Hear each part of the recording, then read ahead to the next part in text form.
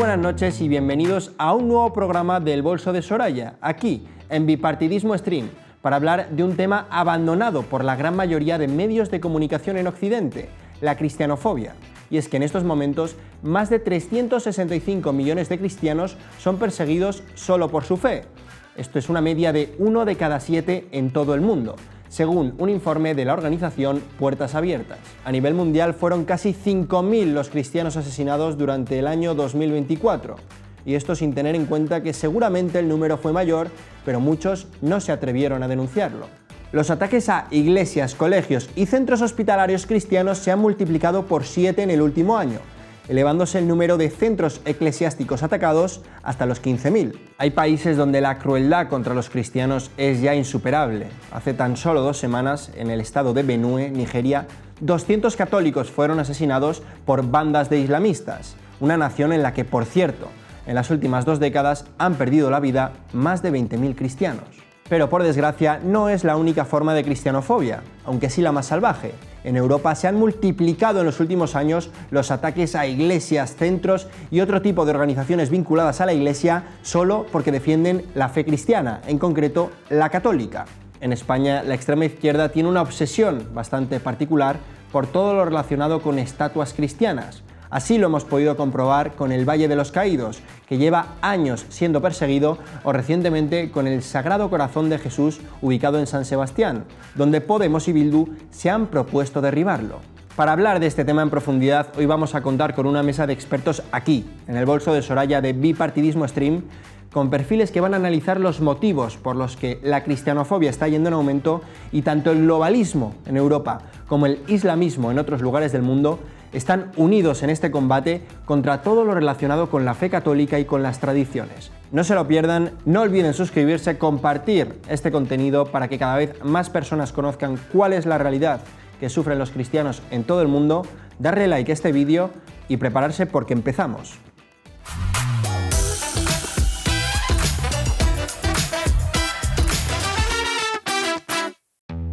Pues muy buenas noches y bienvenidos. Ya estamos aquí en Bipartidismo Stream para hablar de un tema que, como bien he comentado anteriormente, se ha olvidado en la gran mayoría de medios de comunicación occidentales. Analizaremos a posteriori cuáles pueden ser los motivos por los cuales es algo que no se menciona, pero quiero que quede bien claro, el cristianismo es la religión más perseguida del mundo en todas sus formas. En estos momentos hay en torno a 365 millones de cristianos que son perseguidos solo por su fe.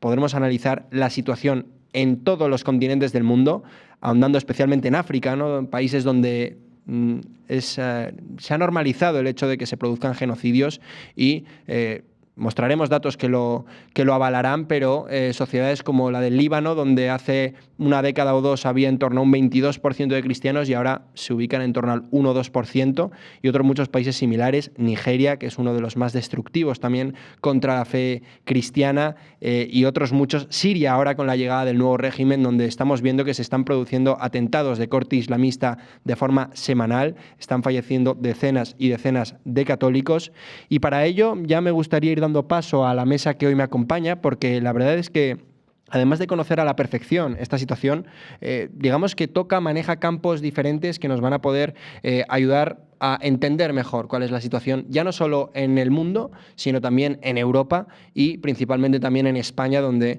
desde el año 2004 diría yo que hemos tenido líderes que o han renegado o han atacado directamente a la fe cristiana. Me gustaría empezar por Rafael Nieto, que ya le hemos tenido anteriormente, periodista, con una experiencia que la vale y que además conoce a la perfección todo lo relativo al cristianismo, ya que es una fe que procesa y sin ningún tipo de rubor o vergüenza, ¿no?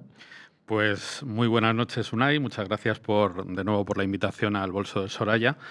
Y efectivamente, yo creo que lo que se nos pide a los católicos en la vida pública es que demos testimonio de la verdad. Y por eso precisamente los cristianos son perseguidos hasta la muerte en todo el mundo, porque nuestra fe es la que contiene la totalidad de la revelación y por tanto la verdad completa. Y yo creo que es ahí donde luego entraremos, por supuesto, al detalle y a la profundidad. No es lo mismo la persecución en un país como España, naturalmente, que en Nigeria o en otros países africanos. Son distintos tipos de persecución, pero todas son graves, todas son importantes y en ellas entraremos ahora, si te parece. Así es. Bueno, también contamos con Jesús García Conde, economista, politólogo y también un gran activista que está siguiendo muy de cerca todo lo que está ocurriendo en el Valle de los Caídos. Recuerden, el gobierno de Pedro Sánchez recientemente anunció una nueva desacralización.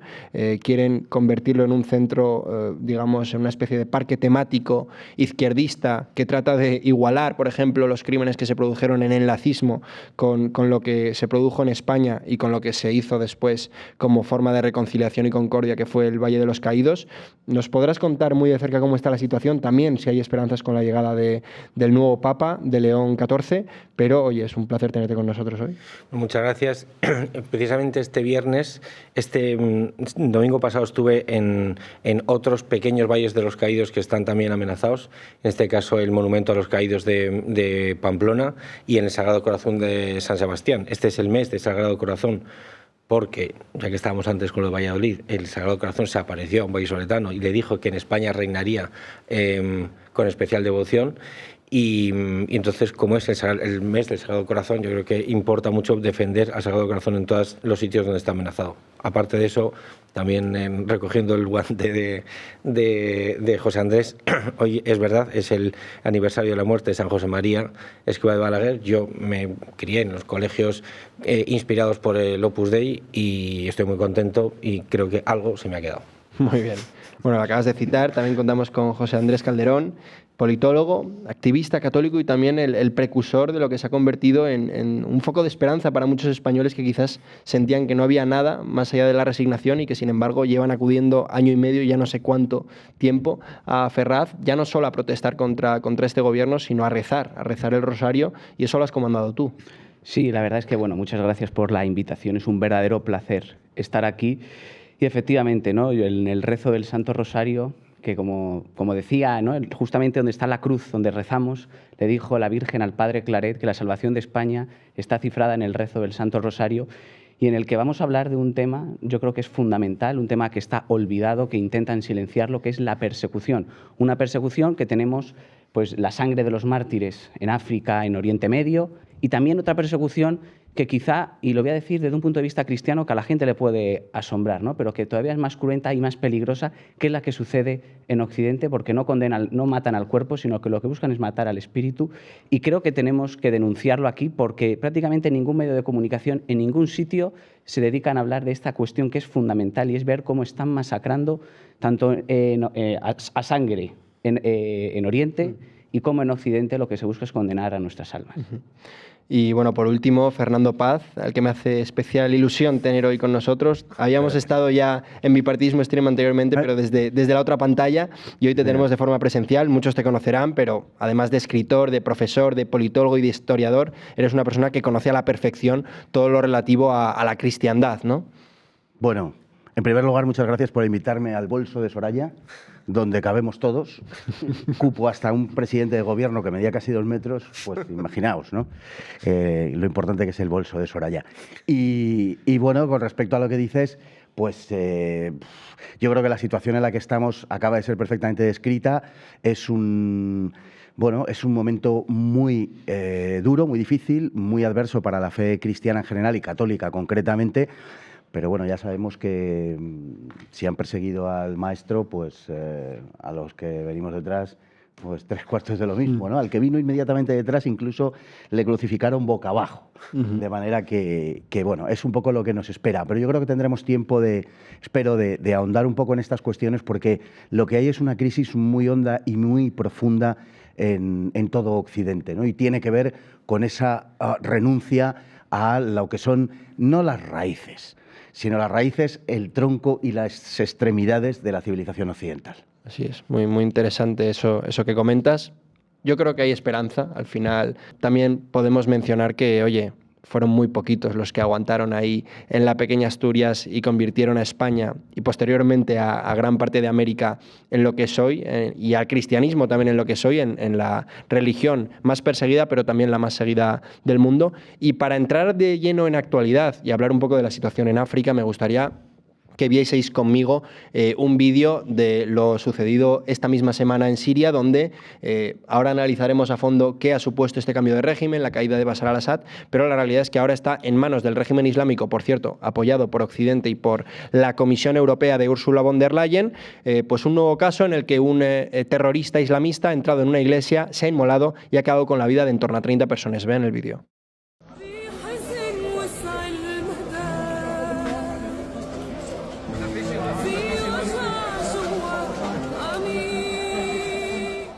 Bueno, pues ahí estábamos viendo imágenes de algunos cadáveres que quedaron en esa iglesia, de algo que parece que se está empezando a normalizar, ¿no?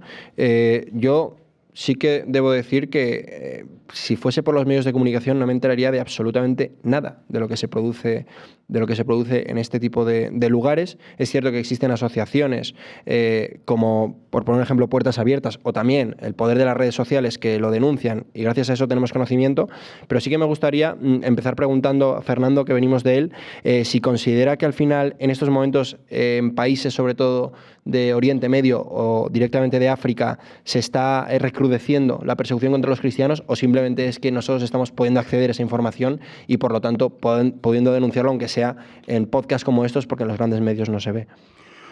Bueno, un poco las dos cosas. Lo que pasa es que es verdad que hasta fechas recientes, hasta hace unas décadas, persistían en el Próximo Oriente, por ejemplo, comunidades cristianas que eran de una increíble antigüedad, que eran coetáneas de la predicación primera, ¿no? Del cristianismo. Realmente son las comunidades más antiguas del mundo.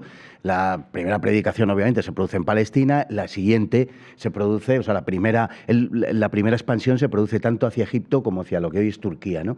El lugar donde se denomina a la nueva fe como cristiano, los seguidores de la nueva fe como cristianos, es en Antioquía, es en Asia Menor. Es decir, que hoy pues se nos ha olvidado un poco, por decirlo de alguna manera, porque eso es un territorio del Islam en una proporción enorme, ¿no? Pero cuando hablamos de la persecución en África o cuando hablamos de la persecución en el Próximo Oriente, las dos tienen un vínculo común, y es que es una persecución a manos del Islam. Tanto por grupos como Boko Haram, por ejemplo, en el caso de Nigeria, como por parte de grupos ligados al ISIS, como parece ser que es en este caso, aunque también ha habido otros que lo han reivindicado, pero parece ser que... ¿Hay algún régimen islámico que tolere por lo menos el cristianismo, o crees que todos tienen como objetivo la exterminación? No, sí hay países donde, por ejemplo, el anterior Siria, antes de que se cargaran al régimen de Assad, no era una persona especialmente, digamos, vinculada a su fe. Es decir, él apostaba por el laicismo. Bueno, es que esto nos llevaría muy lejos, claro. Es que estamos en la sustitución de los regímenes de chaqueta y corbata por regímenes de chilaba y babuchas. Claro. Entonces, este es el problema. Es que las fuerzas occidentales han puesto en el poder, han llevado al poder a regímenes que son absolutamente hostiles al cristianismo, porque el objetivo geoestratégico final es sembrar el desorden, el caos y la confusión en toda esa zona para poder dominarla mejor, o para que no pueda articularse frente al poder que se está dedicando a desarticularlo, precisamente, ¿no? Entonces, aquí la cuestión es que sí hay unos sectores que en parte han sido apoyados por los occidentales, que son precisamente los más beligerantes contra la fe cristiana. Esto es lo verdaderamente grave. Y además de la muerte de personas, de seres humanos, que lógicamente por su condición cristiana nos toca más cerca, a mí desde luego me toca mucho más cerca que otras cosas, además de eso, además del carácter, como digo, del asesinato personal, además de la persecución estrictamente religiosa, es que están destruyendo arqueología viva. Ya. Es que estamos hablando de iglesias que proceden del monofisismo del siglo IV, de herejías. Y se está haciendo incluso en España.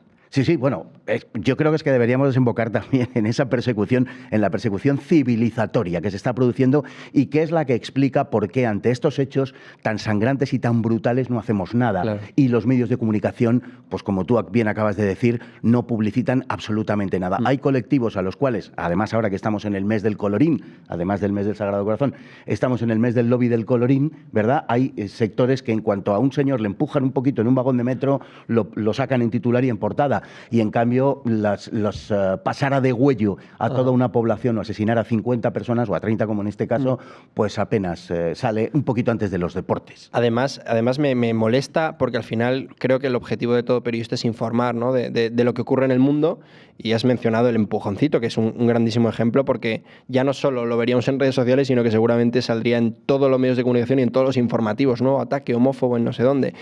Y además de todo ello, yo lo que he descubierto es que hay un gran interés de la sociedad española por conocer cuál es la realidad cristiana en el mundo, ¿no? Y ya no solo de la sociedad española, es decir, pese a que la persecución se está encarneciendo y está aumentando en gran parte del mundo, el número de cristianos no hace más que aumentar. No sé cómo lo ves tú, José Andrés. Bueno, yo creo que las cifras son escalofriantes, ¿no? Has citado el informe de Puertas Abiertas, y ¿qué es lo que dice Puertas Abiertas? Que en el 2024 4.476 cristianos fueron asesinados en todo el mundo, en el que Nigeria es un lugar verdaderamente escalofriante, más de 3.100. De hecho, un artículo que he leído tuyo en La Gaceta, comentas cómo en los últimos 10 años, en la última década, más de 20.000 cristianos han sido asesinados, con un silencio total y absoluto por parte de Occidente, donde están siendo perseguidos casi 400 millones de cristianos, y en el que han sido atacadas casi 8.000 iglesias y centros de culto, ¿no? Y en el que pues, nos encontramos lo siguiente, y yo creo que Occidente es en buena parte culpable, porque sí que es cierto los efectos de la primavera árabe, los efectos que se han producido en Siria, el ver cómo había regímenes que eran más o menos estables, donde las minorías cristianas eran respetadas, podían ir a misa, ejercer su culto, y cómo en su lugar se ha estado financiando determinados movimientos que lo que está sucediendo es que permiten atacar y asesinar y masacrar a los cristianos.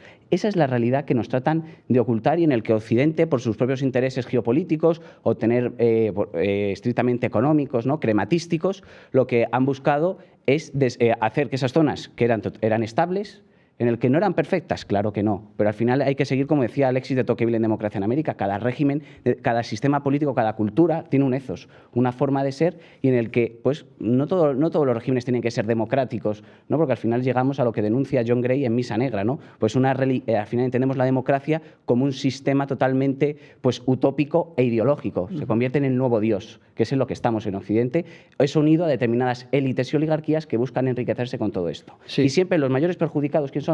Los cristianos que están siendo asesinados. Y además no es casualidad que ahora mismo el corazón del cristianismo, el corazón del catolicismo, no se encuentra en Roma, se encuentra, para mí, yo lo veo muy claro, en África, donde la fe está creciendo. ¿Por qué? Pues lo mismo que sucedió con los primeros cristianos. ¿Cómo creció la fe?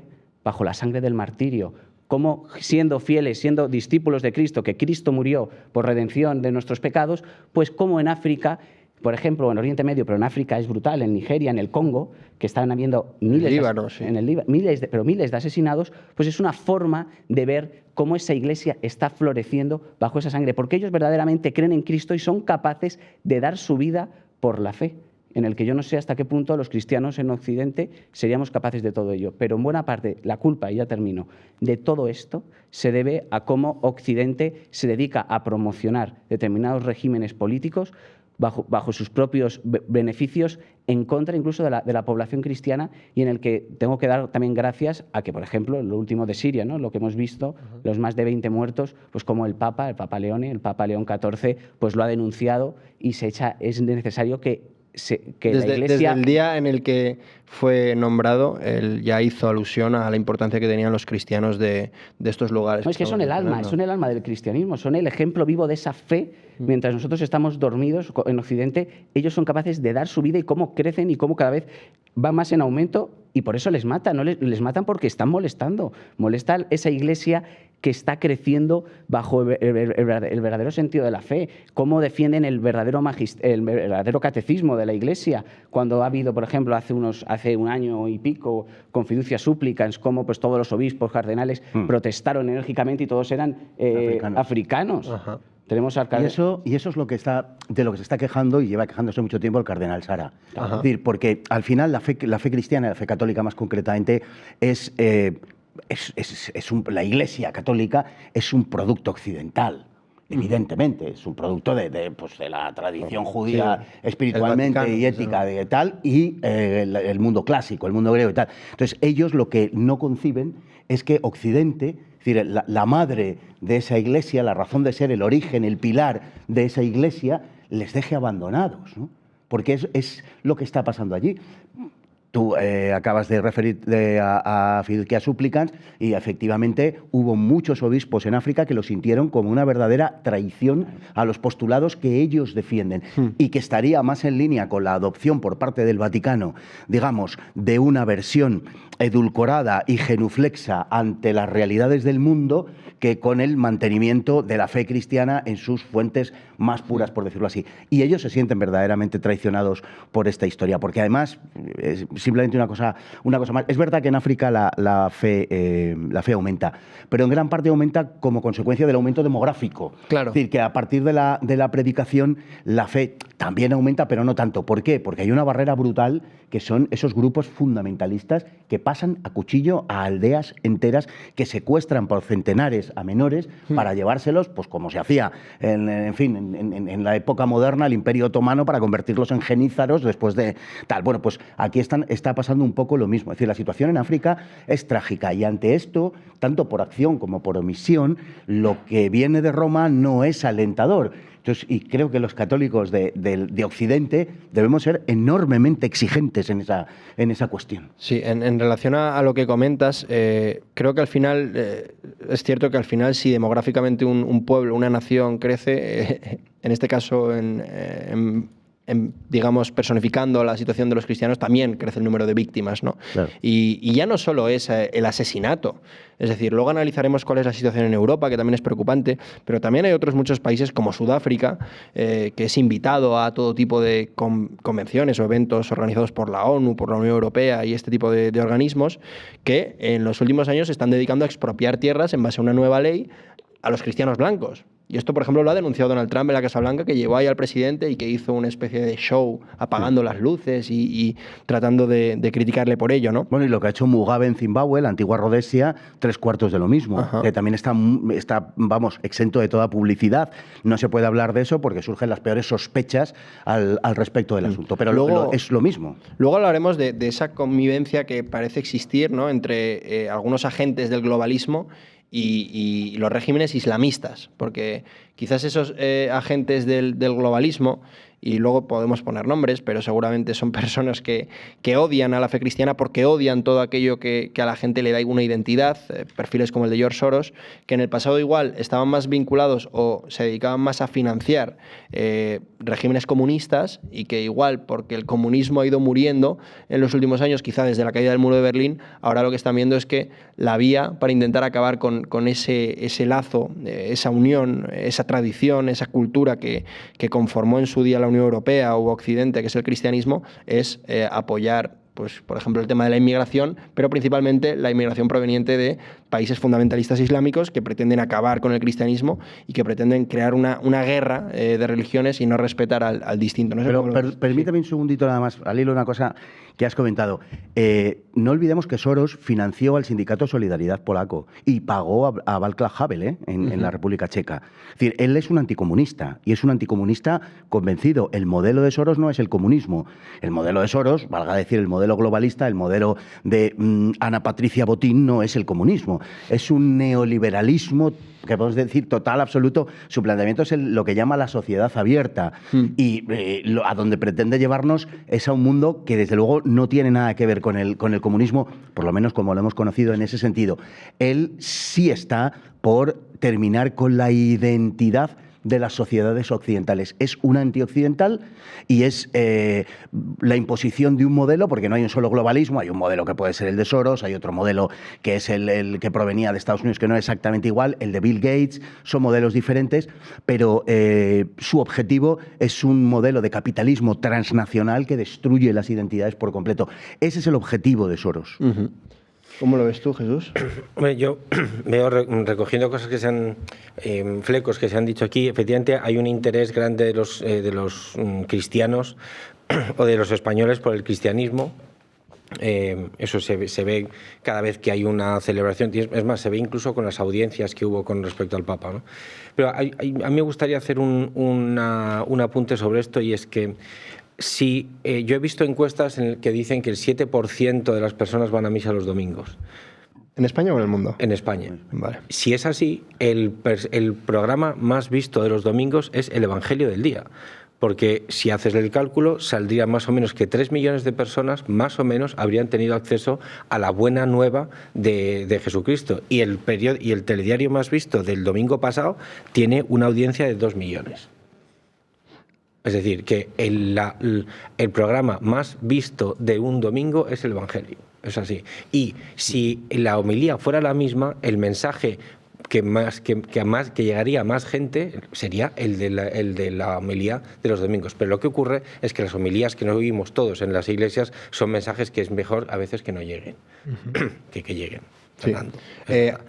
Sí. Antes de seguir comentando ahora España, pero vamos a intentar mantener un poco el hilo en base a lo que se está produciendo en África, ¿no? Sí, iba a decir la segunda cosa con respecto a lo que había dicho Fernando. Efectivamente, la fachada sur del Mediterráneo es por la que primero se expandió el cristianismo. Uno de esos sitios es Libia, y Libia, que es donde salen los cristianos degollados en fin, con ese vídeo que hemos visto todos tanto y que se ha reproducido en dibujos animados. Bueno, pues es que Libia es ese ejemplo de los errores de Occidente. Y ojo, Occidente es todo Occidente, no solo Ursula von der Leyen, es desde Israel hasta Estados Unidos. Desde ahí todos contribuyen un poco. No, es que Ursula no es Occidente. No, ya lo sé, pero que no le echemos la culpa siempre al mismo, sino que es que en Siria, que hemos hablado hace un momento, fue la combinación de todas las ineficacias de ese Occidente, esas democracias occidentales, en el que hay que pasarle la cuenta a todo el mundo. Claro. Y eso son todo el mundo. Claro. Luego, una de las consecuencias de eso es la persecución a las cosas, que es una de esas cuestiones que es también el martirio de las cosas de las que se hablaba en la guerra civil, que todos hemos visto, que digamos que tiene la foto más abrupta en el fusilamiento del Sagrado Corazón de Getafe. Bueno, bien, pues eso es lo que está pasando en España también, que es la razón por la que estamos todos concernidos en el asunto del Valle de los Caídos, que es el martirio de las cosas como forma de simbolizar el ataque al alma al que se refería antes José Andrés. Es decir, ese martirio de las cosas es la forma de anular el símbolo al que mira el alma cuando tiene que expandirse y cuando tiene que reconocerse en los símbolos. Ajá. Creo que es muy importante que al final nutramos este programa de imágenes que revelen que no estamos hablando de locuras, que esto es algo que se está produciendo y que de hecho es público. Entonces me gustaría a continuación que viesen todos los espectadores cómo... Disculpen, hace escasos 2 meses varios cristianos fueron exterminados en Nigeria. Ojo, porque las imágenes pueden herir su sensibilidad.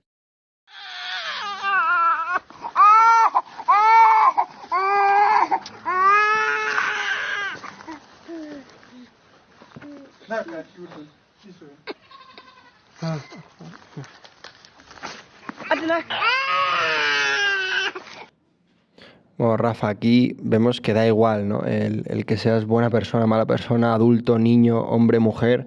Aquí van a por todos solo por su fe, que es algo que no nos imaginamos que ocurra en España. Quizás si hubiésemos nacido en el 1936, sí, pero desde luego en el presente, gracias a Dios, no. ¿Tú cómo ves esta situación en África? Bueno, la vida humana no vale nada.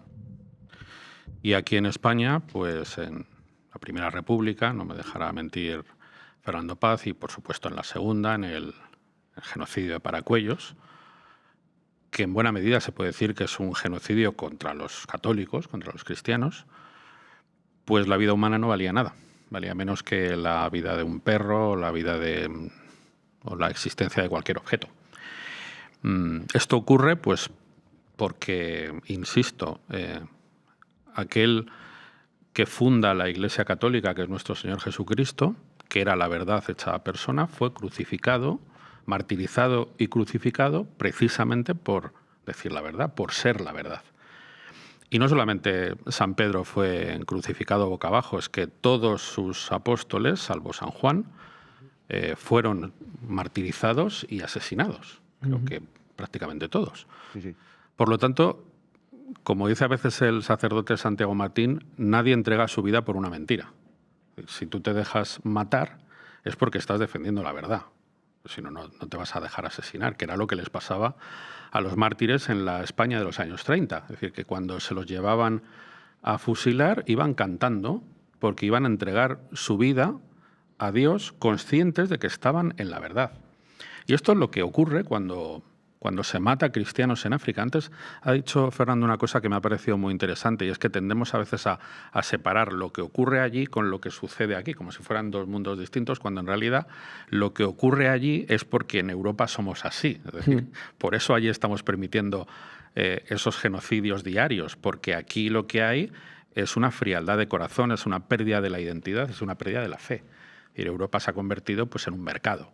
Y por tanto, como hemos dejado de defender esa verdad, que es la que nos dio nuestro Señor, pues dejamos que allí ocurran cosas como las de Nigeria, donde desde 2015, antes daba el dato José Andrés, se han matado a más de 20.000 personas.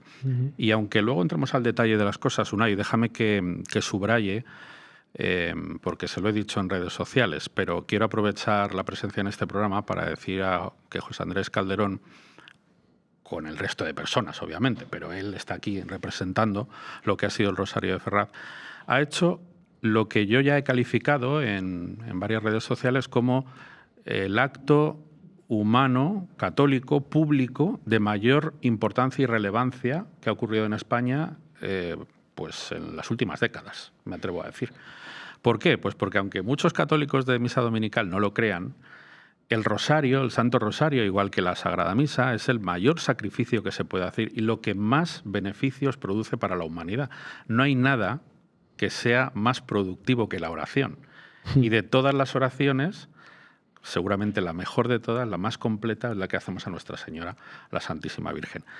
El hecho de que él, siga liderando, pero durante más de un año haya estado presente allí en Ferraz, primero con una oposición política clara contra este gobierno, pero después ya directamente enmarcado en lo que es el Santo Rosario, pues es algo tan contracultural, tan contra civilización de hoy, contra todo lo habido y por haber, que a mí me parece importantísimo. Le quiero felicitar y quiero animar a los católicos del mundo de hoy a que no se escondan, a que no den un paso atrás, sino a que cada uno a su manera, no digo que todos tengamos que hacer esto, pero cada uno a su manera seamos capaces de dar ese paso hacia adelante, hacia la valentía y la verdad, ¿no?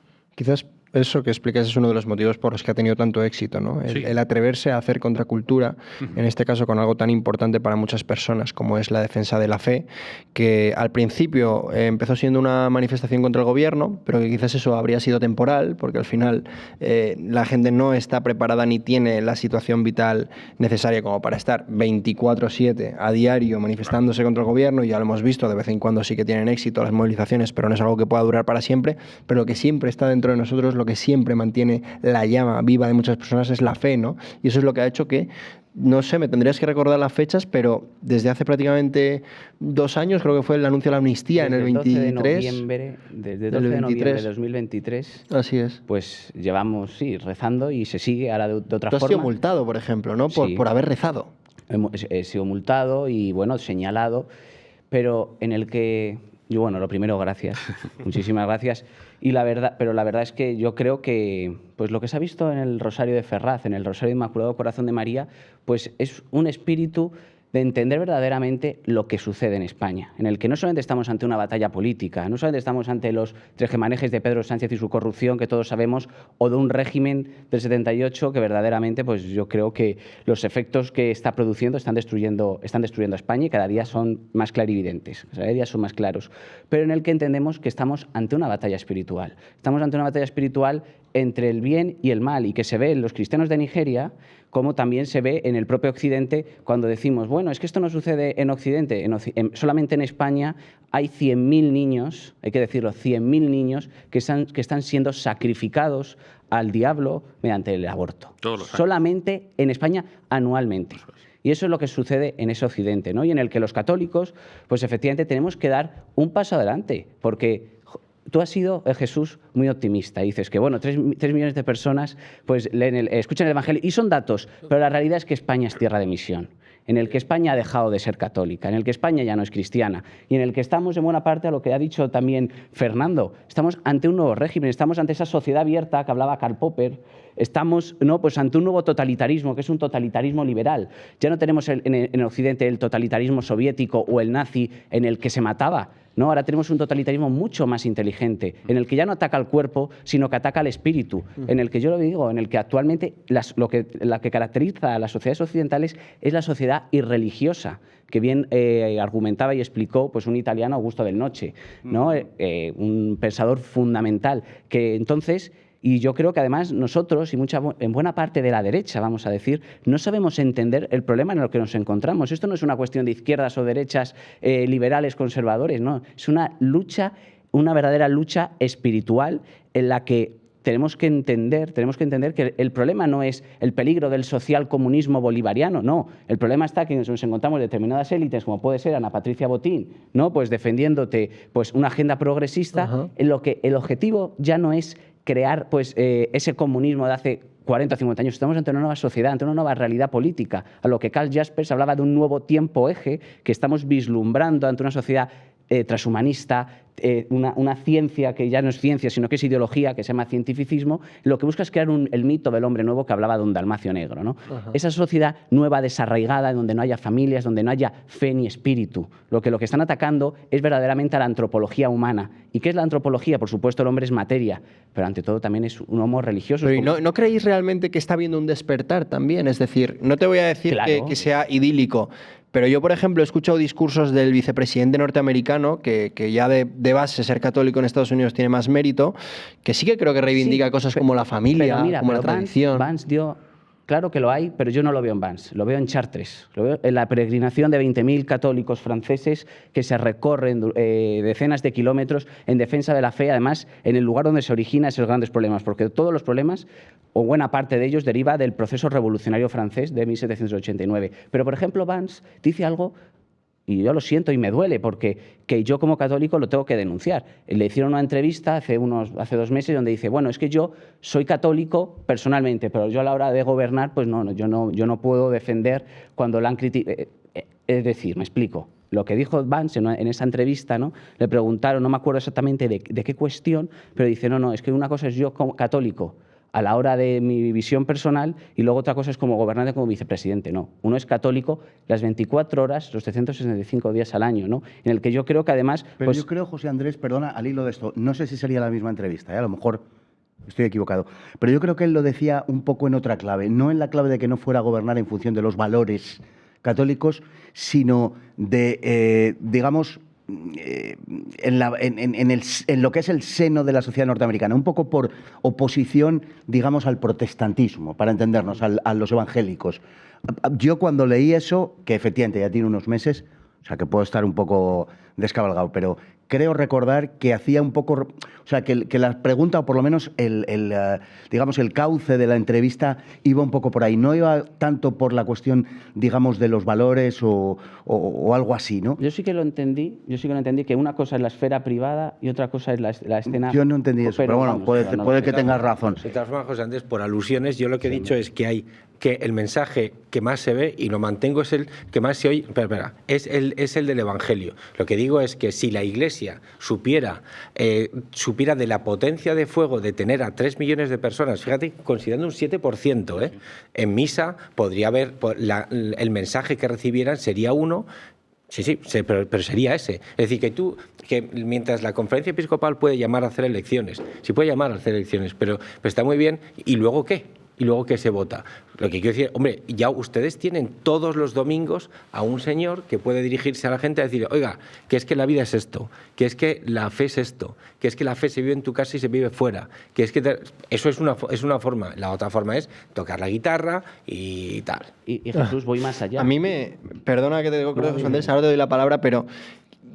No quiero que nos vayamos del tema, es súper interesante todo lo que estamos comentando, pero a mí me gustaría también centralizar este problema en figuras como von der Leyen, que la hemos mencionado anteriormente, ¿no? Evidentemente creo que la ha representado muy bien con ese concepto de irreligión, es decir, es una persona atea que debe no creer en absolutamente nada. No, es cierto que luego tiene sus 7 ella se define como cristiana, bueno, ella es protestante. ¿Cuántos hijos tiene? No creo que tiene 7 hijos, lo cual es sorprendente. pero a raíz de que se diese ese cambio de régimen en Siria y se iniciasen persecuciones en las que murieron cientos y cientos de cristianos durante varias noches, salió ella posteriormente a decir que ella estaba contenta con la caída de Bashar al-Assad y que ya no solo no condenaba los asesinatos de cristianos, sino que iba a financiar al nuevo régimen que está comandado por personas vinculadas a la yihad. Vamos a escuchar lo que decía en ese momento von der Leyen. I've always worked for Syria and for Syrians, but today we can finally work with Syria. And this gives a new meaning to the Brussels conference. So we would like to hear from you about the needs of your people and your plans for rebuilding state institutions. For every new step you take towards an inclusive political transition, we are ready to move forward together with you. José Andrés, ¿a ti qué te parece que haya figuras como la presidenta de la Comisión Europea, que al final representa una amalgama de países que desde luego en su momento se unieron a la Unión Europea, seguramente porque entre otras cosas tenían en común su fe cristiana, ¿no? El hecho de que ahora abrace este tipo de regímenes? No, es que Europa solamente se entiende bajo la cruz y bajo el crecimiento de esos monasterios, donde ante la destrucción, ¿no? Ante la destrucción pues, del Imperio Romano, pues hubo en muchísimos monasterios donde recogieron esa cultura, asimilaron la cultura pues, griega, romana, etcétera, y ahí esa unión, ¿no? Que Remy Brack, por ejemplo, u otros pensadores han dicho. Pero efectivamente, ¿por qué? Porque vemos a Ursula von der Leyen pues, que presentan un modelo de Europa que va contra sí misma, en el que odian y reniegan nuestros orígenes, nuestro fundamento y nuestra razón de ser, porque están buscando crear un nuevo régimen, una nueva forma, y en el que, pues, para ellos, pues efectivamente, pues vemos cómo en Siria pues, se ha cambiado un régimen que era estable con sus defectos, todos los que queráis, pero para cambiar a uno en el que antes era un talibán, el que antes era un terrorista, ahora se ha convertido en el que lidera en Siria, y en el que a mí me avergüenzan las fotos, es decir, no todas esas declaraciones, sino de las fotos que se han hecho todos los altos cargos de Occidente, todos, para defender pues ese nuevo régimen, que cualquier persona que supiera que algo del tema sabría que nada más llegar al poder iban a iniciarse otra vez esas matanzas hacia los cristianos.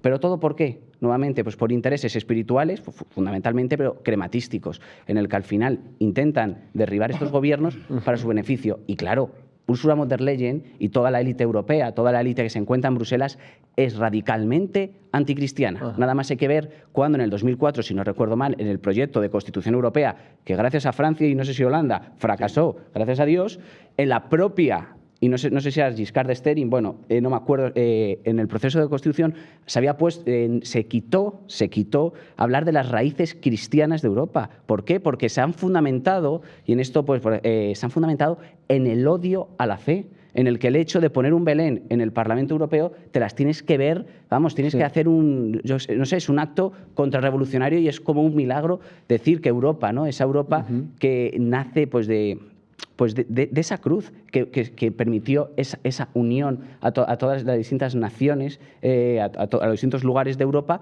pero claro, es que estamos viviendo ante un fin de algo, estamos viviendo ante el fin de una civilización, la civilización más próspera y la que se basa en esa verdad, y en el que al final, y esto lo digo con resignación, pero también con alegría, en el que somos herederos de un mundo mejor. Sí y no, y en el que los cristianos probablemente con el paso de los años vamos a ser menos, pero también se está cumpliendo el mensaje del Evangelio. El Evangelio cuenta esto, el Evangelio cuenta cómo vamos a ser perseguidos, cómo se nos va a atacar, se nos vamos a tener que perder la vida, pero en ese derrota que parece aparente se encuentra el triunfo de la fe, y vemos cómo pues están habiendo también frutos de todo ello. Por supuesto, yo creo que antes José Andrés ha dado una fecha, que es 1789, la Revolución Francesa, y es indudable que ahí está el origen de muchas de las desgracias que han venido después. Es decir, algo que ni se estudia en los colegios. Bueno, y si se estudia es para ponerlo bien. O sea, a mí me hace gracia. Yo creo que están más en 1517.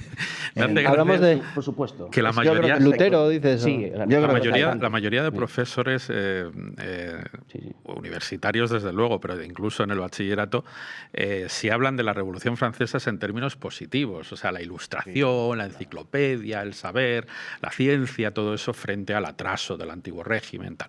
Bueno, lo cierto es que la mayoría de las aberraciones de los últimos 2 siglos proceden de aquella sangre inocente que se derramó en la Bastilla en 1789 y siguientes, y que hay que recordarlo para la gente que lo haya olvidado o que no lo sepa, que todo esto proviene de la masonería, en concreto de la masonería americana, la que hizo la Revolución Americana, que ayuda a hacer la Revolución Francesa, y ese germen masónico está en esa revolución que pone fin, bueno, en definitiva, a una concepción, a una cosmovisión donde el centro estaba en Dios.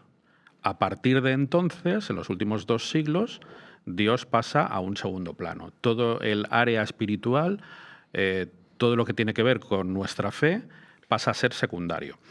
Esto que estoy diciendo es fundamental para entender de nuevo por qué vemos las escenas que estamos viendo en África. Pues porque, efectivamente, claro, lo que ha venido después de Bashar al-Assad, de Saddam Hussein y de Gaddafi ha sido mucho peor que lo que había. Pero porque en Europa la clase política ha pasado de los fundadores de Europa, de la Unión Europea, a lo que tenemos ahora. Es decir, que aquellos señores que fundan la Unión Europea eran 4 cristianos que tendrían sus defectos, por supuesto, pero que tenían muy clara la idea de la Europa que querían. Pero, pero Rafa, había ya un proyecto, es decir, la Unión Europea, el proyecto de Unión Europea es impulsado, por ejemplo, por el príncipe Bernardo de Holanda, que es el fundador del Club Bilderberg. Sí. Es decir, hay un proyecto ya de atrás de generar una estructura política de Europa, digamos, que supere, entre comillas, si se quiere, las divisiones políticas. O sea, no es solo la creación de un mercado común, por decirlo así, para generar una serie, digamos, de relaciones, de vínculos y demás. Primer Bilderberg en 1954, si no me equivoco. Y es cuando se funda el Club Bilderberg, precisamente. Entonces, yo soy el primero que cae en esto, que conste, no es una crítica a nadie, ni mucho menos a nadie de los presentes, pero yo creo que deberíamos subrayar y enfatizar la diferencia entre Europa y la Unión Europea. Claro. Y tenemos la costumbre todos, por eso digo, decir, no, es que Europa... No, mire usted, Europa no. La Unión Europea literalmente conspira contra Europa. Y la función de la Unión Europea es destruir Europa. El proyecto... Lo que yo quería decir es que no es lo mismo la Europa de Gasperi. Sí, y lo sé. Hay que hablar de Bruselas. Si no lo digo, hay que hablar de Bruselas. Por eso, si no lo digo obviamente por ti. No, me refiero a que está en el discurso de todos. Yo también un montón de veces digo, no, Europa, tal, no sé qué. Y nos metemos con Europa cuando somos Europa, ¿no? Cuando, realmente, pero hay un proyecto, lo apuntaba José Andrés antes, hay un proyecto que es realmente totalitario. O sea, la palabra totalitario, como otras, como, qué sé yo, fascismo, las que queráis, ¿no? Han estado sometidas a una serie de abusos por razones publicitarias, propagandísticas y tal, que le han hecho perder su significado hondo y real. El totalitarismo no es, como algunos creen, digamos, una inflación del aparato burocrático administrativo del Estado. No es eso. El totalitarismo es una religión política. Y es una religión política que no admite ninguna competidor. Mejor que nadie lo ha definido el movimiento feminista, cuando, aunque se discute la autoría de la frase, pero bueno, uno de los que la recogen por lo menos es Kate Millett, dice aquello de lo privado, lo personal, también es político. Sí. Y si lo personal también es político, entonces se puede meter en nuestra cocina, en nuestra cama, en nuestras creencias.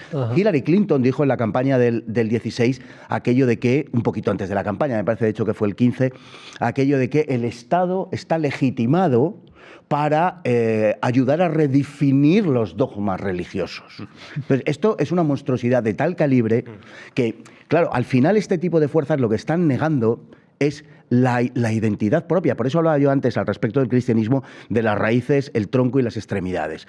Las civilizaciones, y perdonadme el pequeñísimo paréntesis, para mí solo hay una civilización de verdad. Lo otro son superestructuras sobre culturas, porque no es una civilización aquello que no se levanta sobre la dignidad humana. Y solamente sobre la dignidad humana se ha levantado la civilización occidental. Es decir, donde no se ha predicado el Evangelio en el espacio o en el tiempo, viven en la barbarie. Es mi opinión personal y mi creencia más arraigada. Entonces, como decía Baroja, que era un gran bebedor de vino, como todo el mundo sabe, y que despreciaba a todo el resto de libaciones de otro tipo y tal, decía, lo que no es vino es perfumería. Bueno, pues lo que no es cristianismo es perfumería. No es civilización. Ya terminó. ¿Lo llevarías al concepto de catolicismo también o con cristianismo? No, por supuesto. Vamos a ser inclusivos y hablar de cristianismo, pero es evidente que el protestantismo no hay un protestantismo. Es que, claro, ya nos meteríamos en evangelismo. No hay un protestantismo, ¿no? Indudablemente compartimos la misma civilización. Pero es que al final, como han dicho muchos eximios historiadores, pues como Christopher Dawson, como el propio Toynbee, como Durkheim, sociólogo además, todas las civilizaciones, y vamos a aceptar todas, en este caso a título argumentativo al menos, todas las civilizaciones proceden de una religión. Es el hecho religioso lo que genera la civilización. Por eso hablamos de civilización hinduista, sintoísta, islámica, lo que sea, siempre, o cristiana, o se hablaba antes, siempre en torno a una civilización, a una religión que es el origen, que es la savia y que lo es todo de la civilización. Y el propio Dawson creo que es el que dice que cuando la civilización va a morir, se gira agresivamente contra aquella semilla que le dio a luz. Y a esto es a lo que estamos asistiendo. Y por eso nosotros estamos llamados, de verdad, a ser la resistencia y estamos llamados a regar esa semilla que pueda reverdecer el tronco de la civilización occidental. Porque al final todo esto va más allá de una formulación política puramente y desde luego de la pugna electoral más inmediata. Esto es combatir por la humanidad del ser humano. Es combatir por eso y naturalmente por su cultura y por su religión, ¿no? Esto es combatir por eso, esto es combatir por la verdad y por una concepción superior del ser humano. Es por lo que estamos aquí y es por lo que estamos peleando. Eso con todo lo que conlleva. Entonces no es una lucha, no es un navajeo político como estamos acostumbrados a ver en tantos ámbitos. Es una lucha, como a veces digo, por lograr en este momento, y aunque sea a corto plazo, por lograr que 2 y 2 vuelvan a sumar 4. Bueno, pero Baroja sabía porque bebía el vino de las tabernas y es un... Ese era Machado. No, el verso es de Machado. Pero... Por eso. Ah, ya, pero es que antes hemos hablado de el verso es de Machado.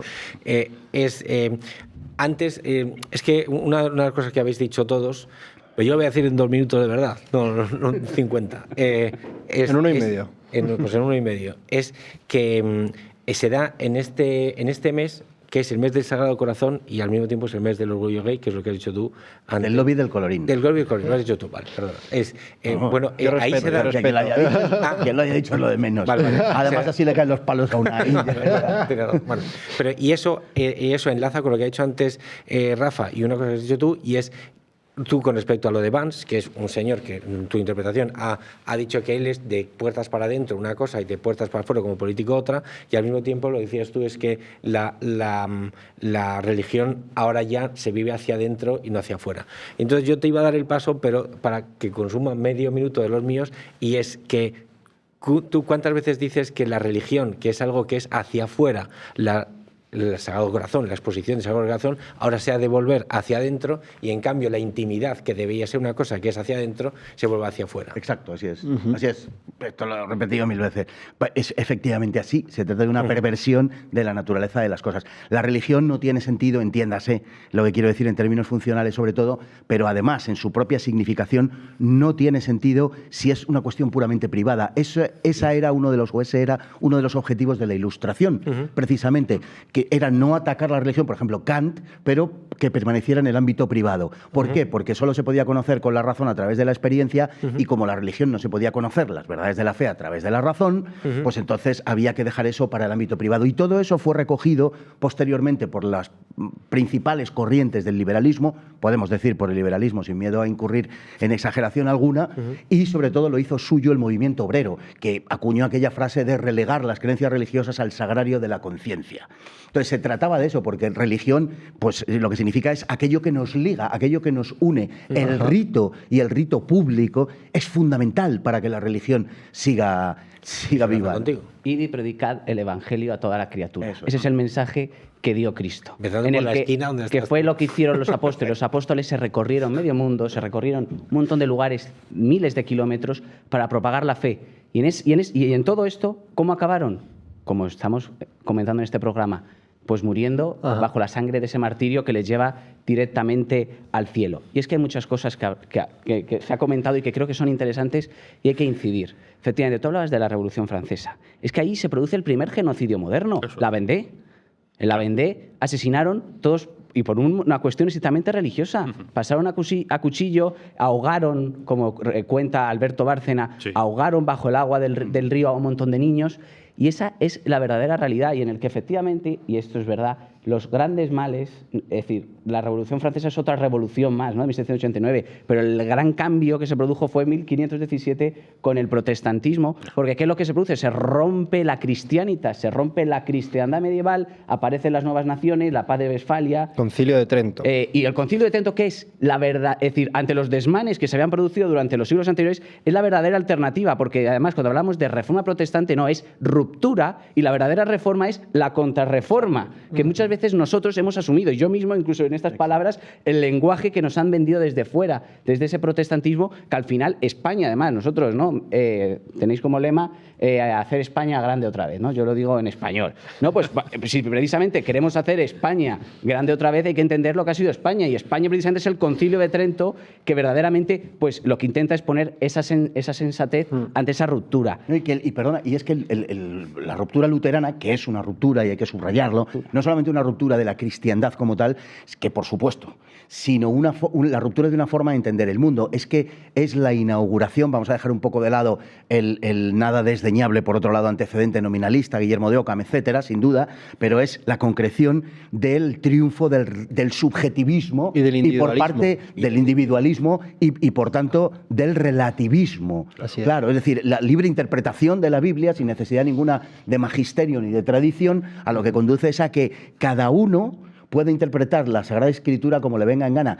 Y no me privaré de decir que eso fue así hasta que alguien empezó a interpretarla de modo distinto a como lo interpretaba Lutero, en consonancia con su predicación. Dijo, pero ¿no ha dicho usted, querido maestro, que cada uno podemos interpretarlo como quiera? Y Lutero decía, bueno, pero hasta cierto punto. Fernando, y no solamente eso, porque a nivel político, Thomas Hobbes y Bodino, pues ¿qué es lo que dijeron? Mediante la introducción de la soberanía, era el soberano el que dictaminaba la verdad. Es decir, autoritas non veritas facil legem, era lo que dice en el Leviatán Hobbes. Entonces, al final, la verdad, que es el subjetivismo, ¿no?, es el relativismo. La verdad no se determina por la ley de Dios ni la ley natural, como se ha entendido siempre, ¿no?, desde Cicerón hasta San Agustín, Santo Tomás, etcétera. La verdadera tradición europea, la que no entiende Ursula von der Leyen ni prácticamente nadie del espectro político ¿no?, europeo, prácticamente nadie, por desgracia. Y esa es la verdadera realidad. Y un apunte, porque sí que es cierto, yo tengo que posicionarme más con Fernando, en el propio proyecto de la Unión Europea, cuando Robert Schuman, Monnet, ellos fueron muy inteligentes, ellos fueron a crear esa Europa del paso a paso, cesión progresiva de soberanía y no hacerlo de un solo golpe, pero en el verdadero germen, si leemos a los padres fundadores, ellos lo que querían era los Estados Unidos de Europa. Claro. Y eso es algo que no podemos... Pero eso estaba ya en los años, en los años 20. Yo no niego lo que estoy diciendo. Lo que digo es que por lo menos había una cierta idea de identidad basada en una raíz que era innegable. Sí. El problema es que ahora se está negando eso también. Es que lo que hay es un nihilismo de facto, donde el problema es que se compra lo de fuera porque aquí no tenemos nada. No, sí, tienes razón. Claro, tienes razón, Rafa. El proyecto era otro. A mí tampoco es que me ilusionara ese proyecto, pero es verdad que el proyecto era otro. Verdad que querían construir una identidad europea. A mi modo de ver, de forma absurda, pero es otra cosa. Es que esto en lo que se basa es en toda negación de la identidad europea. Totalmente. O sea, y no desdigo nada de lo que antes he comentado, porque efectivamente estaba Bilderberg detrás. Pero eso no quiere decir que todos los actores fueran conscientes de aquello que estaban ejecutando. Eso es otra cuestión. Y había... Bueno, pues un ánimo, además, estamos 10 años después del final de la Segunda Guerra Mundial, que es que se dice muy pronto, pero cómo quedó Europa absolutamente y terriblemente devastada en el plano humano, en el plano material, en el plano moral. No, y el miedo de cómo quedó Japón también. Pues por eso, y que no fue casualidad que fueron a ciudades mayoritariamente cristianas. Hiroshima y Nagasaki eran cristianas y precisamente, no me acuerdo en cuál de las dos, es decir, precisamente donde rezaban el rezo del Santo Rosario afectó a todos los lugares menos a ese santuario donde se rezaba el rezo del Rosario. El Padre Arrupe. El Padre Arrupe estaba ahí. Sí, señor, jesuita. Y ese es un verdadero milagro. Eso es un verdadero milagro. Pero permitidme, porque estamos hablando mucho de la crítica política y, por supuesto, pero también nos lo tenemos que hacer mirar desde... Aquí yo creo que todos somos católicos, ¿no? Pues también es que la Iglesia... ¿Cuál es el papel que está teniendo la Iglesia en todo esto? Es que la Iglesia ha olvidado su misión de ser un contramundo en el mundo, como decía Nicolás Gómez Dávila. La Iglesia, la verdad, sobre todo la jerarquía eclesiástica, ha olvidado cuál es su función, que es la de ser la autoritas. ¿no? Mientras vemos el compadreo ¿no? en el Valle de los Caídos, verdaderamente lamentable, cómo se nos ha mentido diciendo no va a pasar absolutamente nada. Y tú ves el pliego de prescripciones técnicas y quieren entrar hasta la Capilla del Santísimo. Sí. Que eso es verdaderamente... Sí. Que ataquen ahí para un católico es mucho más preocupante que quiten la cruz. A Franco cuando le exhumaron. Sí, bueno, por supuesto, pero para sacarle de la tabla. Pero cuando hablamos de la persecución, cuando hablamos del Valle, pensamos en esa cruz imponente, que nos maravilla a todos. Pero cuando tú ves en el pliego de prescripciones técnicas que quieren profanar la Capilla del Santísimo, para un cristiano, para un católico, eso es verdaderamente mucho más letal, es un ataque mucho más profundo, porque están atacando a Cristo vivo, que está en el Santísimo. Pero se permitió desenterrar a un cristiano enterrado allí cristianamente como Franco. Al hilo de lo que contábamos antes, José Antonio. Hay una anécdota, pero de José Antonio todavía tiene, digamos, la familia alguna razón, porque la familia estaba de acuerdo, pero es que en el caso de Franco no.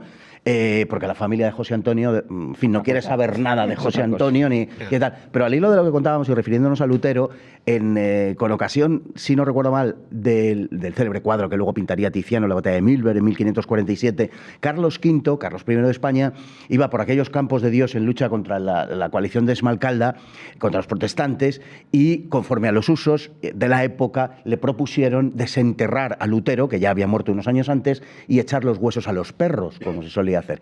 Y Carlos V, que no es, afortunadamente para él, claro, como Pedro Sánchez y todos sus corifeos, se negó por indigno. Dijo, yo no le hago la guerra a los muertos. Pero Pedro Sánchez sí se la hace y además la está perdiendo. Sí. Pero bueno, es otra cuestión. Carlos V la mantuvo mal que bien, ¿no? Es decir, lo que está haciendo este gobierno y lo que estamos viviendo es un reflejo, en definitiva, no me quiero centrar en el gobierno, pero es un reflejo de lo que está sucediendo en Europa. Que en la otrora católica España estén pasando las cosas que están pasando, tiene mucho que ver, digo yo, porque es para planteárselo cuando menos, con la actitud de la Conferencia Episcopal y de las sucesivas conferencias episcopales que hemos estado padeciendo desde hace 40 años. Entonces, sin duda ninguna.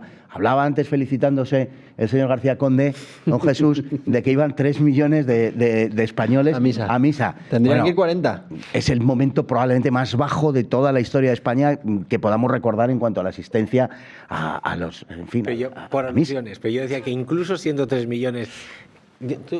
Contigo he comentado algunas veces que ha llegado a haber 1 millón de personas a la vez en retiros en época de Franco. Por eso es es decir, que sabemos de dónde venimos y dónde estamos. Lo que no sabemos es a dónde vamos. Pero que incluso en el caso de que fueran solo 3 millones, o sea, solo un 7% de los 40 y tantos millones, incluso en ese caso, el mensaje del Evangelio se oye más que el mensaje... Sí, pero lo que quiero decir es que hay un 7% efectivamente, pero hay un 13%, por ejemplo, según las estadísticas, de gente que va un domingo, 2 no, tal, ese tipo de cosas. Bueno, o sea, es decir, que hay una parte de gente que está desmovilizada, siendo creyente, pero que no encuentra en su ámbito más cercano... que se considerará creyente y no irá nunca. No, hay un 50 y tantos, hay un 53 me parece y tal. Bueno, pero lo que quiero decir es que alguna responsabilidad tendrán los pastores, que son los llamados a convocar al pueblo, tal igual, alguna responsabilidad tendrán algún día, porque es que yo no veo que tomen ninguna, más que para hacer consideraciones acerca de la democracia y su degeneración. Y para ceder el Valle de los Caídos al gobierno. Yo lo que quiero decir es, oiga, que tiene usted a 3 millones de personas delante de usted, tienen la oportunidad. Oiga, díganles lo que es la verdad, díganles que hay que rezar en la calle. Porque no están en eso. Y díganles que la verdad... Hay una cosa más sangrante, y esto es fundamental, y muchas veces no hablamos de ello, es que ahora mismo... Bajo la Iglesia, por un lado, a nivel de la comunicación, 13TV lo ve quien lo ve, pero tiene la segunda radio más escuchada de España, la COPE. ¿Y a qué se dedican? ¿A pagar millones de euros para escuchar tiempo de fútbol? A tiempo de fútbol. Es tiempo de juego, perdón. Eso por un lado, pero tiene una radio donde podría dar un verdadero mensaje cristiano y donde cientos de miles de personas lo escucharan. Pero hay algo todavía más importante que no caemos en la cuenta, y es que, aparte de la educación estatal, la red educativa más importante que tenemos está en manos de la Iglesia Católica, ya sea en manos de laicos o de propias congregaciones religiosas. Y verdaderamente lo que tenemos que hacernos mirar es, ¿estamos utilizando ese resorte de la comunicación y educativo para verdaderamente crear un estado de opinión? Pero, lamentablemente no. A lo de antes. No. La pregunta que hay que hacerse es, ¿qué es lo que se defiende? Porque cuando los templarios iban a Tierra Santa sabían perfectamente por qué iban allí.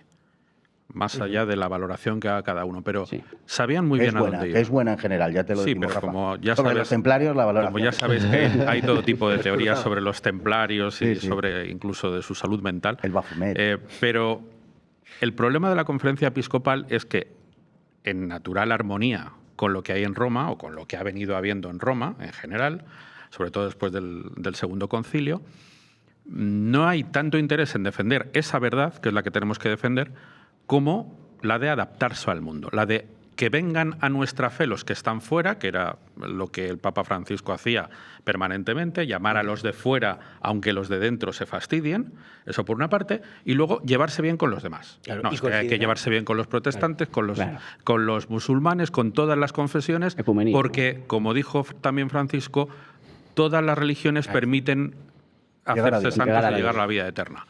No, mire, eso no lo puede decir un católico y mucho menos un papa. Pero es que el problema es que la conferencia episcopal bebe de esa fuente. Por tanto, todo lo que dependa de ella está contaminado del mismo relativismo, aunque sea un relativismo menos fuerte que otros, pero es relativismo y aunque moral. sea en lo simbólico, el papa anterior, cuyo pontificado esté en un cajón y él esté en la gloria...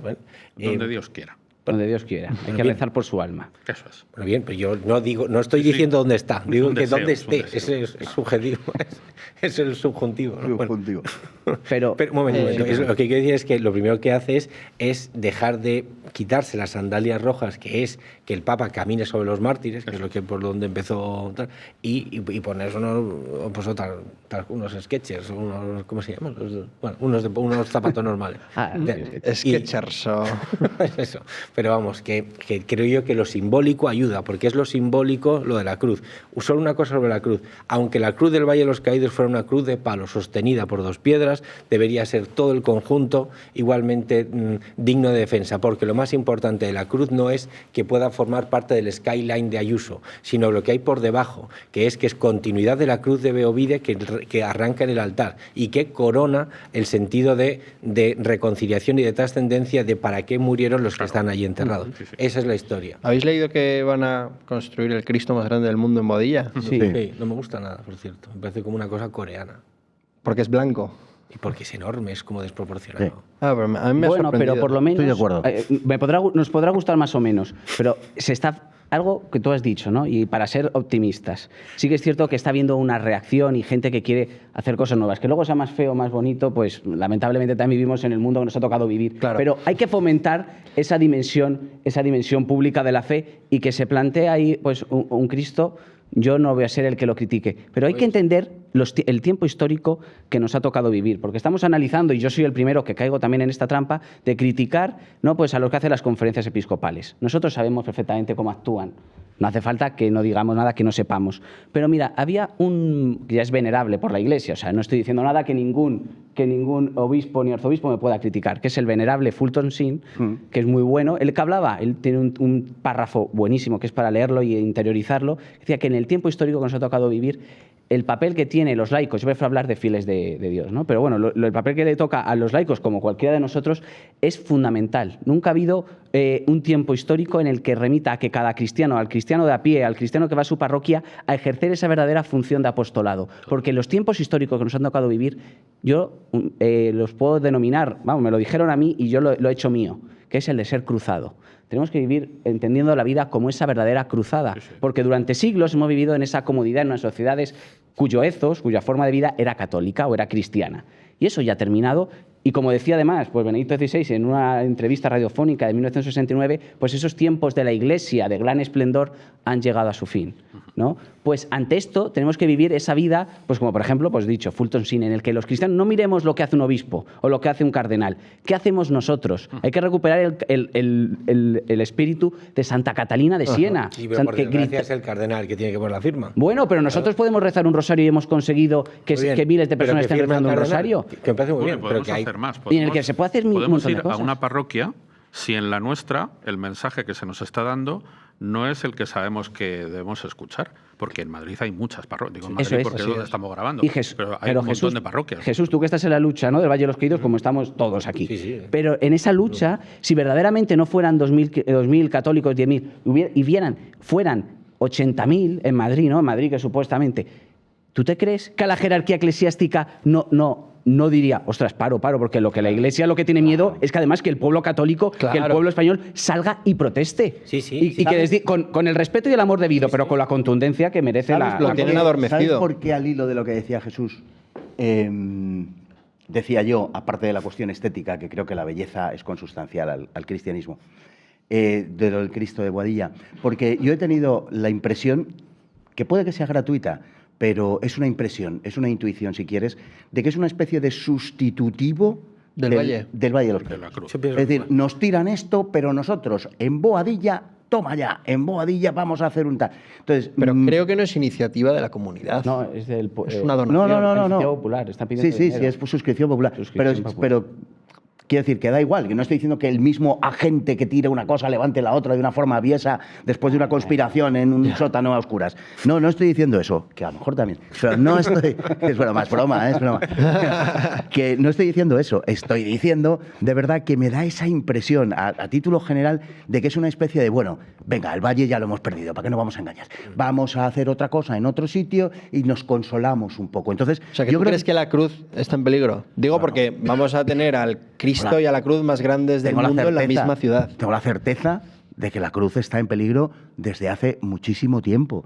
O sea, que es el objetivo que quieren tumbar, entre otras cosas, pero es el objetivo que quieren tumbar. No tiene sentido, digamos, la reconfiguración que quieren hacer y la resignificación de todo el Valle de los Caídos en su conjunto con aquella cruz. Porque la hicieron... José Andrés habla de 80.000. Te digo yo que si van a por la cruz tienen 800.000 madrileños ahí al día siguiente. No lo sé. Permíteme que lo dude, Unai. Me gustaría sumarme jubiloso y entusiástico a tu frase. Yo creo que la línea roja que se ha marcado desde el principio por parte de todos los cristianos, más o menos devotos, es el tema de la cruz. Si tú defiendes en el área pequeña, te van a meter gol antes o después.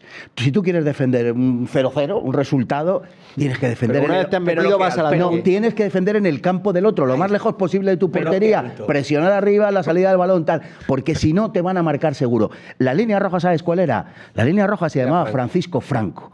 Y eso es lo que nunca deberían haber permitido, que sacaran a una persona enterrada de forma cristiana en el Valle de los Caídos con la oposición de su familia y por el artículo 33. Y además con la oposición de, en aquel momento al menos, de la comunidad benedictina. Esa era la línea roja. Una vez que se cede, iba a decir un refrán muy feo referido a las amigas de Ábalos. No, pero una vez tal, esto es para siempre. O sea, y es lo que ha pasado. Sacaron a Franco, pero bueno, el Franco es que era la excusa. No, sacaron a José Antonio, bueno, José Antonio, tal, vale. Empezaron, oiga, hay 33.000, casi 34.000 enterrados cristianamente en el Valle de los Caídos, porque la condición para ser enterrado era ser bautizado. Sí. Por lo tanto, hay 34.000 casi bautizados en el Valle de los Caídos. ¿Qué está haciendo la Iglesia española para defenderlos, para defender a esos caídos de uno y otro bando, pero que todos eran cristianos, católicos, en el Valle de los Caídos? ¿Qué está haciendo? Es que yo creo que me lo expliquen. Está cediendo sistemáticamente, también iba a decir una imagen muy fea, o connivencia. Con absoluta connivencia, porque detrás de esto, Unai, lo que hay es un deseo no expresado y no verbalizado públicamente, pero latente y visible de cuando en cuando, de la Iglesia, de desligarse de todo lo que tenga que ver con Franco. Totalmente. Y es como lanzar el mensaje de, si a nosotros esto tampoco nos molesta, desacralizad, que nosotros estamos con vosotros, somos demócratas como vosotros y no tuvimos nada que ver con Franco. Franco poco menos que nos secuestró y nos obligó a ponernos de su lado. Pero realmente es la representación del Partido Popular también. Bueno, claro, ahí hemos llegado. Y por eso, y Zapatero siempre que está en problemas recurre a eso, siempre vuelve al franquismo. Más grave, perdón. Han sacado, aparte de José Antonio y a Franco, han sacado a otros también, cuyos nombres no sabemos. Pero dentro de esas naves grises que hay, esas casetas de obra grises que hay en la entrada del Valle de los Caídos, a la izquierda, en uno de los brazos de la hospedería, están las casetas de obra de los profanadores y no se han ido siempre vacías. Claro. Antes de seguir con esto, que creo que es interesantísimo, porque yo estoy convencido, igual es porque tengo demasiada fe en esto, pero de que vamos a tener tarde o temprano buenas noticias por parte del Papa actual. De momento sí que me ha llegado información de gente cercana al Valle de los Caídos o que ha actuado en el pasado como abogado de personas perjudicadas por estas exhumaciones, de que de momento la comunicación está siendo bastante más fluida de la que había sido anteriormente con el Papa Francisco. Por lo tanto, oye, yo tengo esperanzas de que en algún momento se puedan dar pasos en la buena dirección y que se pueda salvar el Valle de los Caídos, ¿no?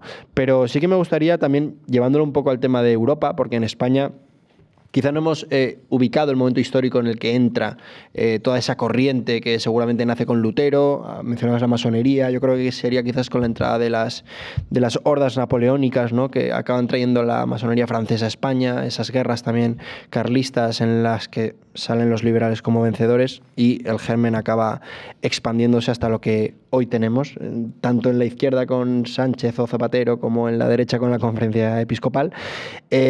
Pero otro país que también me parece sorprendente, porque creo que es pionero en la lucha contra todo lo cristiano y que además está representado por la figura del mal, es Francia.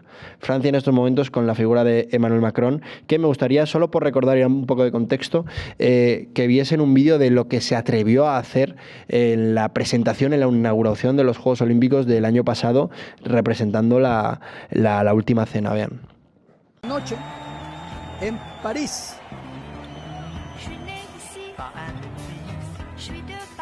De Paris. J'ai jamais connu Cacalouet. J'ai jamais rien produit sur Broadway. Ça balance pas mal à Paris. Ça balance pas mal. Ça balance pas mal à Paris. Ça balance aussi. Ça balance pas mal à Paris. Ça balance pas mal. Ça balance pas mal à Paris. Ça balance aussi. José Andrés, te he visto cabreado viendo el vídeo. ¿Qué te parece? ¿Cómo no vamos a cabrear ante pues, lo que se produjo en los Juegos Olímpicos, que fue pues, el mal que se demostró tal y como es, un mal a verdadera plana, a cara descubierta, ¿no? Y es que pues Francia es ese origen, de ahí que hablemos, decía por ejemplo Elio Gallego, un filósofo del derecho, de que todavía seguimos dentro de este periodo de la Revolución Francesa, una Revolución Francesa que ¿en qué se asienta? Se asienta en esa destrucción a la fe católica y que lleva en sus últimos puntos pues a lo que también ha dicho Nieto, ¿no? Pues en la sociedad nihilista que nos encontramos.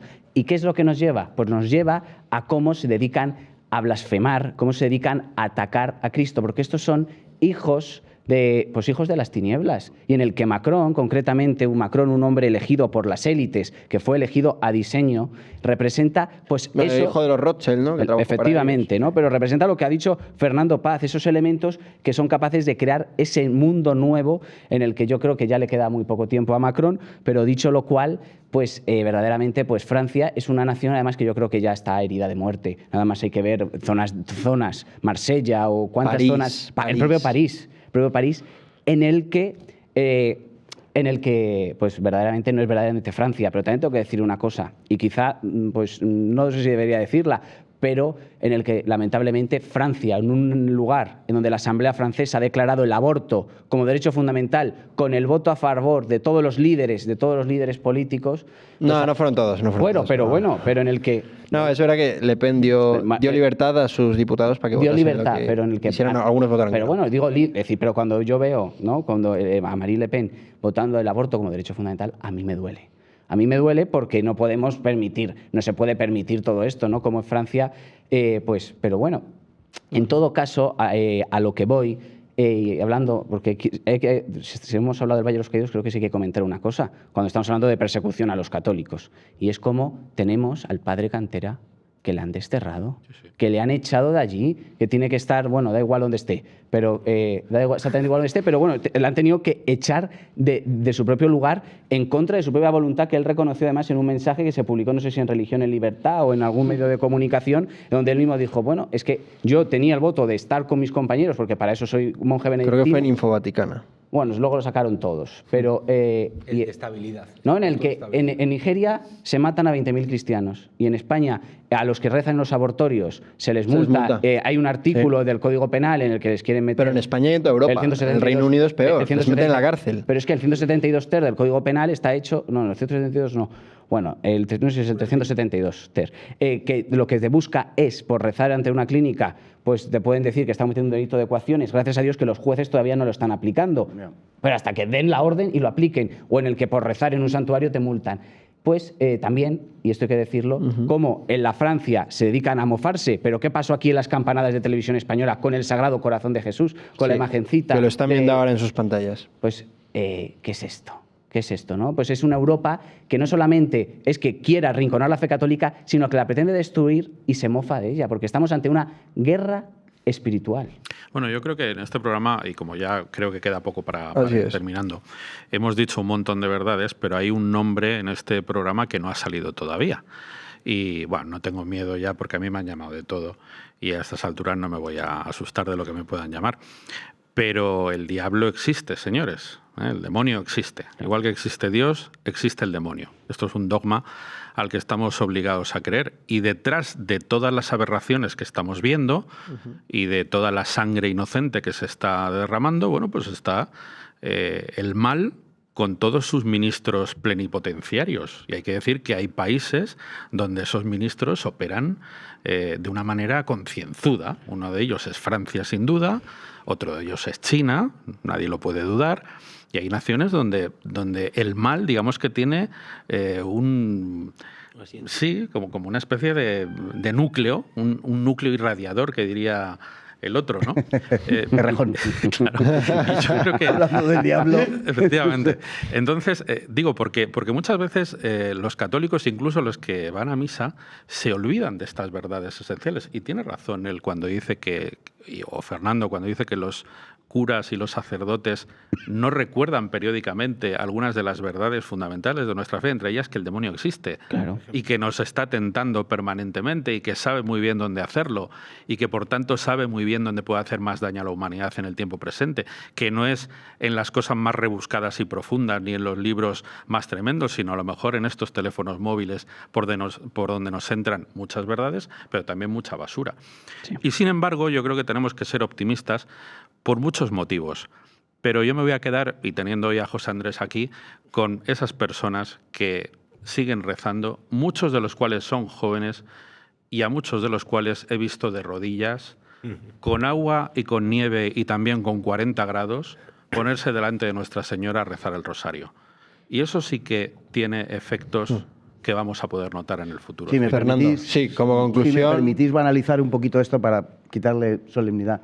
Darnos un poco pie a la esperanza. Que el diablo existe y de hecho yo creo que va a convocar elecciones en cuestión de meses. Bien. Y no ha comido. Y son las 5, bueno, no. Pero igual las elecciones las convoca Dios, ¿no? El diablo es el que va a intentar aguantar hasta el final. Dios no convoca elecciones. Y después de la experiencia de Jerusalén, entiendo que y del sufragio universal, pero no creo que sea él. La última vez que hubo elecciones mataron a Cristo. Por eso digo, que con esa experiencia... Ese fue el debut de la democracia en la historia. Fue cuando Poncio Pilato somete a una elección a Cristo o Barrabás y el pueblo se pronuncia en favor de Barrabás. 2025 años después, pues yo no creo que cometa el aprendido. Bueno, y eso que el Barrabás que han elegido no tenía enfrente a Jesús, precisamente. Exacto. Pero fíjate. Es a otro Jesús, ¿eh? Bueno, yo creo que con esta conclusión en la cual no estamos haciendo tampoco ningún tipo de alegato a sistemas que precisamente por su corte autoritaria también están llevando a cabo estos genocidios que hemos comentado, pero sí que es cierto que al final la verdad es una, ¿no? Y se puede encontrar por muchas vías, pero está claro que la única civilización que quizás la ha encontrado ha sido la occidental y la está abandonando. Y la está abandonando ya ese corazón que en su día estuvo aquí, ahora ha sido trasladado, como bien comentaba José Andrés, a lugares de África donde realmente está existiendo una persecución ya no propagandística o ya no política, sino directamente sanguinaria, donde son decenas, miles los que están muriendo todos los años por defender la fe cristiana. Hemos mencionado muchos países, hemos hablado de las cifras de Nigeria, podemos hablar de Libia, podemos hablar de Sudáfrica, son muchos los países, la nueva Siria también, bajo el yugo de la yihad, pero bueno, yo creo que hemos también transmitido un mensaje muy importante, además de dar contexto de qué nos ha llevado a esto, de que está en nuestras manos cambiar las cosas y de que al final son quienes, digamos, están al cargo de transmitir la fe cristiana a los pueblos, en España, por ejemplo, la conferencia episcopal, los que tienen que tomar partido y hacerlo de una forma más convincente, o por lo menos hacerlo, ¿no? Y para ello es cierto que la presión que podamos hacer nosotros mismos, porque cada vez son más los cristianos que reniegan de sus últimos movimientos. Ya se vio en Ferraz cuando no se os apoyó públicamente de forma directa, tuviste que enviar una carta, es cierto que te contestaron, lo estamos viendo con el Valle de los Caídos. La última vez no. La última vez era un acuse de recibo, Cobo. Ya, bueno. ya, bueno, es que Cobo. Hablábamos antes de qué. No. Bueno, yo creo que es muy importante para los cristianos que nos escuchen que realmente se solidaricen con todo lo que está ocurriendo en el mundo, que se mantengan informados y que hagan lo que pueden hacer aquí, donde la situación no es tan encarnizada, evidentemente, pero también es crítica porque hay muchos líderes.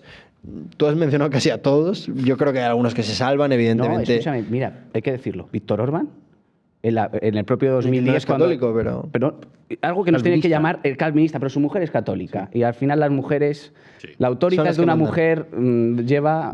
Melania es católica. Y otra cosa que tenemos... Y otra cosa que tenemos que someter a examen. No, hombre, que de verdad, es que en muchos temas clave...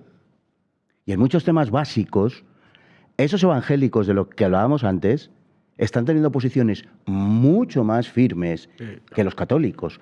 O sea, que cada palo aguante su vela, así es. En Europa y en América. Lo hemos visto con Bolsonaro esto es desgraciadamente así, y digo desgraciadamente no por ellos, sino porque nosotros no somos capaces de hacer lo que tenemos que hacer. Pero es que bueno, yo, por ejemplo, sí que creo que, hablando un poco de Europa, aparte de Orbán, Meloni también ha hecho cosas. Sí, por supuesto, Meloni es católica. Pero Orbán hizo una cosa fundamental, y es que en el 2010 cambió la Constitución para introducir esas raíces cristianas, hablando del San Esteban. Es fundamental, y además un Víctor Orbán que no es el mismo que el que estuvo del 1998 al 2002, sino que parece que se cayó como Pablo de Tarso, ¿no? Se cayó del caballo y entendió verdaderamente esa dimensión. Y obviamente, pues, por ejemplo, el aborto, sigue habiendo aborto, pero sí que se han tomado medidas para reducirlo. La ecografía, el latido fetal que se intentó en Castilla y León, y el Partido Popular hizo que no saliera adelante. Con ayuda de la Conferencia Episcopal. Con ayuda de la Conferencia Episcopal. Bueno, ahí en ese sentido Argüello sí que fue a la copa de decir, hombre, ¿qué estamos diciendo? Claro. Ahí Argüello sí que, por ejemplo... Pero Cobo hay que decir, no creo. No lo sé. Bueno, pues dejemos a Cobo tranquilo y recemos pues para que tenga siempre el Espíritu Santo, que le inflame su alma. Pero sí que es cierto que en Europa, claro que líderes. Meloni ha hecho cosas muy buenas, y está haciendo, también es cierto, y Víctor Orbán yo creo que sí que está planteando una alternativa, y lamentablemente no siendo católico. Y en cambio es que Francia yo creo que está prácticamente casi todo, no todo, gracias a Dios, pero está contaminado. Pero lo que queda en Francia, por ejemplo, es verdaderamente lo mejor de Europa. Sí. Porque en Francia tú te encuentras a la gente que la dimensión pública de la fe van rosarios, que a lo mejor son 10.000 personas y son los únicos, pero van todos y cada uno de los católicos verdaderamente convencidos. No, en Francia van avanzados, en cambio en España no, en España todavía sí que la cultura es católica, en cierto sentido hay mucho católico, pero verdaderamente la lucha no la dan. Porque además, lamentablemente, respecto Hombre, porque allí también sí que tienen o sea, sí. Yo espero que no tengamos que llegar al punto de Francia para que reaccionemos. Pero cuando quieren atacar a la capilla del Santísimo en el Valle de los Caídos, ¿quién es el que está haciendo oposición? Pues grupos, por ejemplo, amigos míos, como Revuelta, pero que no dejan de ser organizaciones verdaderamente pues de corte político, de defensa de la identidad. Pero ¿dónde están los grupos católicos, ortodoxamente católicos?